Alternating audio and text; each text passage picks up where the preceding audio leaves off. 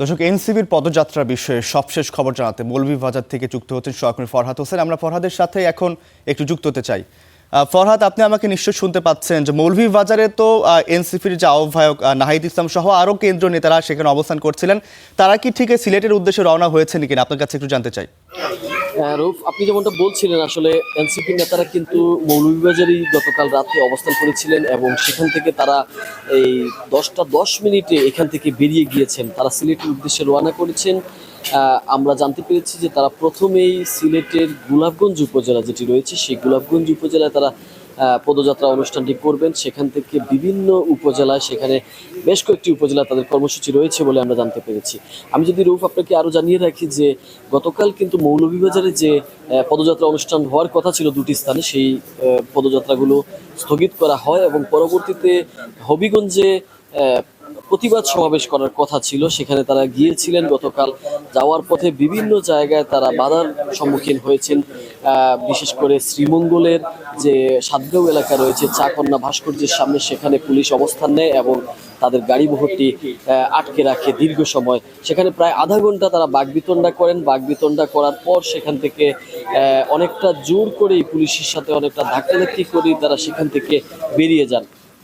পরে আমরা যেটা জানতে পারি যে বাহুবল এলাকায় যাওয়ার পর সেখানে তারা আবারও বাধার সম্মুখীন হন। সেখানে ট্রাক সরিয়ে তারা হবিগঞ্জে প্রবেশ করেন, হবিগঞ্জের বাহুবলে প্রবেশ করেন এবং বাহুবলে প্রবেশ করার পর সেখানে তারা একটি মামলা দায়ের করেন রাতের বেলা। তাদের যে বিক্ষোভ সমাবেশ বা প্রতিবাদ সমাবেশ যেটি হওয়ার কথা ছিল সেটি কিন্তু তারা 144 দ্বারা জারি করার কারণে, প্রশাসনের পক্ষ থেকে জারি করার কারণে সেটি কিন্তু তারা করতে ব্যর্থ হন। পরবর্তীতে মামলা করেন। প্রায় শতাধিক বিএনপি নেতাকর্মী, ছাত্রদল নেতাকর্মীর নামে কিন্তু তারা এই মামলাটি করেছেন বলে আমরা জানতে পেরেছি। আরও যদি রৌফ আপনাকে আমি বলি, সেখান থেকে তারা মামলা করার পর নাহিদ ইসলাম, সার্জিস আলম, নাসিরউদ্দিন পাটোয়ারি, ডাক্তার আতিক মুজাহিদ, ডক্টর আতিক মুজাহিদ, ডাক্তার মাহমুদা মিতু সহ এনসিপির যে কেন্দ্রীয় নেতারা রয়েছেন তারা কিন্তু এই মৌলভীবাজার সার্কিট হাউসে রাতের বেলায় তারা চলে আসেন এবং সেখানে তারা অবস্থান করেন, রাত্রি যাপন করেন।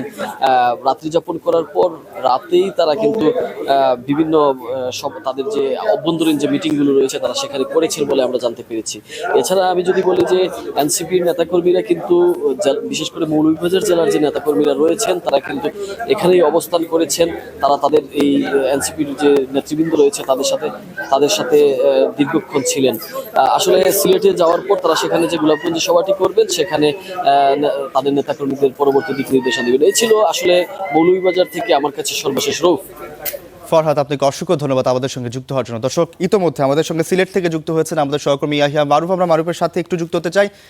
মারুফ, আপনার কাছে একটু জানতে চাই, ইতোমধ্যে তো এনসিপির কেন্দ্রীয় নেতারা মৌলভীবাজার থেকে সিলেটের উদ্দেশ্যে রওনা হয়েছে। আপনার কাছে জানতে চাই যে সিলেটের যে পদযাত্রাটি হওয়ার কথা সেখানে আনুষ্ঠানিকতা কেমন দেখছেন? রৌফ, আপনাকে ধন্যবাদ। মৌলভীবাজার থেকে তারা রওনা করে সিলেটের গোলাপগঞ্জ উপজেলায় আসবেন। সেখানে গোলাপগঞ্জ উপজেলা অডিটোরিয়ামে শহীদ পরিবারের সাথে তাদের একটি অনুষ্ঠান রয়েছে। সেই অনুষ্ঠান শেষ করে শাহজালাল বিশ্ববিদ্যালয়ে ছাত্র শক্তির আয়োজনে একটি অনুষ্ঠান রয়েছে। এর পরপরই বিকেল 3টার দিকে সিলেটের কানাইঘাট উপজেলায় আরেকটি অনুষ্ঠান রয়েছে তাদের পদযাত্রা কর্মসূচির। এরপর সন্ধ্যা 7টার দিকে সিলেটের উসমানীনগর উপজেলায় আজকের দিনের শেষ কর্মসূচি রয়েছে এনসিপির জুলাই পদযাত্রা কর্মসূচির। সেই কর্মসূচি শেষ করে তারা সিলেট সার্কিট হাউসে অবস্থান করবেন এবং পরের দিন অর্থাৎ শুক্রবারেও সিলেটের 3টি উপজেলায় তাদের কর্মসূচি রয়েছে। এইসব কর্মসূচিকে ঘিরে আসলে আইনশৃঙ্খলা পরিস্থিতি স্বাভাবিক রাখার জন্য বিশেষ করে সিলেটের যে সীমান্তবর্তী উপজেলাগুলো রয়েছে সেই সীমান্তবর্তী উপজেলার মধ্যে 5টি উপজেলায় তাই এনসিপির জুলাই পদযাত্রা কর্মসূচি রয়েছে। সে কারণে জেলা প্রশাসন এবং পুলিশ প্রশাসনের পক্ষ থেকে বিজিবি মোতায়েনের জন্য স্বরাষ্ট্র মন্ত্রণালয়কে অনুরোধ করেছেন জেলা প্রশাসক। বিজিবির সাথেও আমাদের কথা হয়েছে, তারা ইতিমধ্যেই প্রস্তুত নিয়ে রেখেছেন। যখনই প্রয়োজন হবে তারা তখনই ডিপ্লয়েড হবেন বলে 48 বিজিবির সিও আমাদেরকে নিশ্চিত করেছেন। এছাড়া সিলেটের পরিস্থিতি স্বাভাবিক রয়েছে, এনসিপির নেতাকর্মীরাও প্রস্তুতি নিয়েছেন এবং আইনশৃঙ্খলা বাহিনীর পক্ষ থেকেও যথাযথ নিরাপত্তা ব্যবস্থা আর জন্য সব ধরনের প্রস্তুতি সম্পন্ন করা হয়েছে বলে আমাদেরকে জেলা প্রশাসন এবং পুলিশ প্রশাসনের পক্ষ থেকে জানানো হয়েছে। আশা করা হচ্ছে যে সিলেটের কর্মসূচিগুলো শান্তিপূর্ণভাবেই সম্পূর্ণ করবে এনসিপি। রুফ, আমার কাছে এই ছিল সিলেট থেকে সবশেষ। মারুফ, আপনাকে অসংখ্য ধন্যবাদ আমাদের সঙ্গে যুক্ত হওয়ার জন্য। দর্শক, Dial সিলেট এবং number মৌলভীবাজার চেনা- থেকে যুক্ত ছিলেন আমাদের সহকর্মীরা, জানাচ্ছিলেন এনসিপির পদযাত্রার সর্বশেষ খবর।